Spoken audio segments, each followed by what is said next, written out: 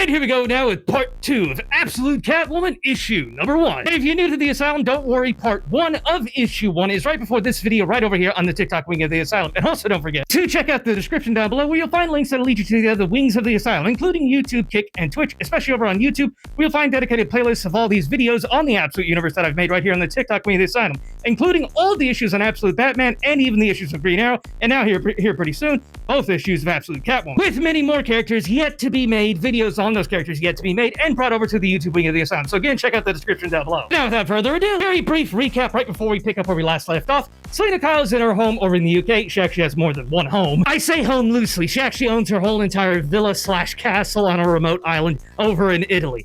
I'm not jealous. Anyway, this uninvited guest actually turns out to be a childhood friend and fellow partner in crime and thievery, Holly right here. Now, Holly was a member of the Calico Group. Now, the Calico Group are the very same Catwoman-themed outfit, thieves that we saw at the very beginning back and over in part 1, when they ambushed Selena Kyle in her apartment over here in London. Now, prior to the whole entire ambush, by the Calico Group, Holly makes her appearance first because she's here with a request asking Selena for help on one particular job. That job more than likely being some kind of theft, more than likely. Or we suspect anyway. But she's here, and Selena, very dismissive of Holly, even though they are best friends and whatnot. She's very dismissive of her because there was some bad blood. There was some kind of falling out between Selena Kyle and every member of the Calico Group. She did apparently, if I had to guess, put her neck out on the line, and she paid the price for her consequences and actions, and yeah, she's still a little niffed about that. But the Calico Group actually ambushes her, not because of bad blood in the past. I'm sure there were still some hurt feelings there, but they're here trying to break into her place because placed within Selena Kyle's birthday cake,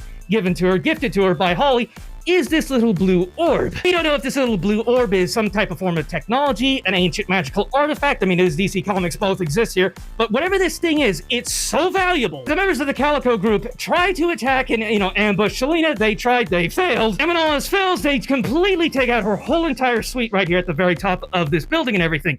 Selena, as we saw back in part 1, now we're finally catching up, she manages to deploy her emergency parachute because her suit literally has everything and anything she would need.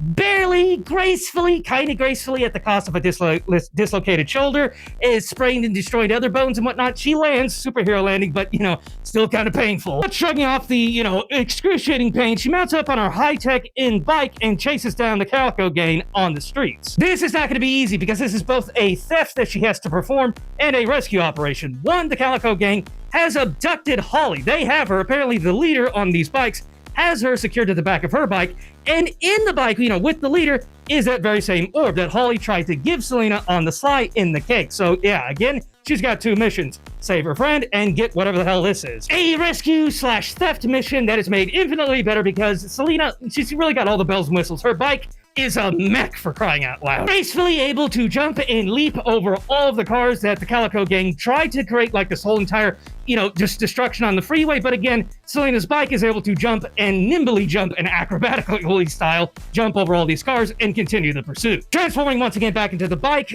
Selena Kyle, Catwoman, manages to close the distance between herself and apparently, again, the leader, we don't quite know, of the Calico Group. She gets closer, and then the leader pulls a 180, puts the bike, her own bike, into reverse, and now stares down and is ready to fight Catwoman on the road. Twin blades drawn. They're about to have a square off right here while they're traveling almost 200 miles an hour. This is not going to be easy. And don't forget, as it is in the mainline universe whenever it comes to DC Comics, it's the same over here in the Absolute Universe that Selena Kyle Catwoman, yes, she can fight, but she's a thief first, a fighter second.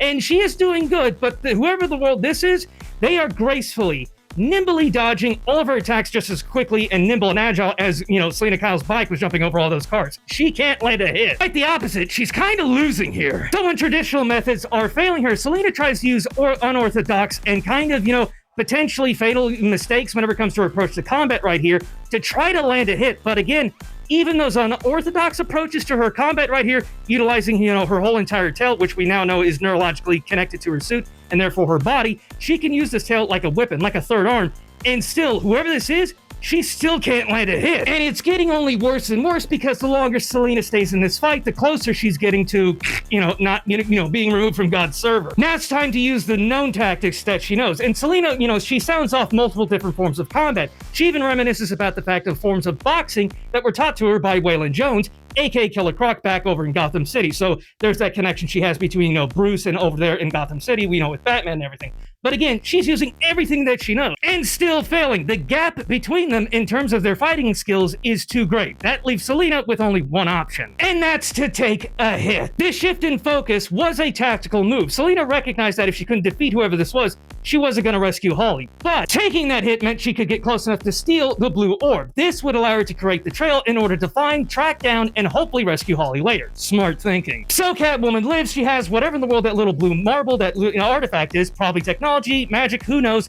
But this is where we arrive at the conclusion of issue 1. And here it's revealed that the Calico Gang might have pulled a fast one on Selena, because right here the leader with Holly pull up into wherever the world this is, and it's revealed that Holly right here is actually apparently working with the Calico Gang. This wasn't just any type of random abduction.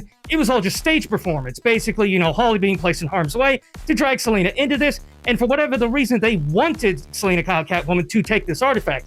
And as for their leader, she removes her helmet, and this is where we get the revelation that this woman was Cassandra Cain. Plot twist! Now, whenever it comes to Cassandra Cain, for those of you who are, really who know DC comic books, she's one of the members of the Bat family. She's even taken up the mantle of Batgirl on more occasions, along with other mantles. But yeah, she's in like the top tier of best fighters in DC Comics, and we haven't seen her, I don't believe, interact at all with Bruce Wayne. So if she's over here in London, going on this grandiose adventure with, Catwoman and everything, whatever the world's going on here, eventually she's going to make her way over to Gotham. And it's particularly going to be interesting to see what role, what mantle Cassandra Cain takes up, because as we know, over in the Absolute Universe, in the world of Batman, we know that Barbara Gordon has taken up the mantle of Batgirl. Not officially yet, we haven't seen her as like this over in any official comic book yet, but we do have her, full confirmation this is what she's done. She's taken much of the technology that Bruce Wayne Batman has and has incorporated it into her father's coat. And unfortunately, we lost Jim Gordon. But if Barbara Gordon is going to be taking up the mantle of Batgirl, which obviously she is,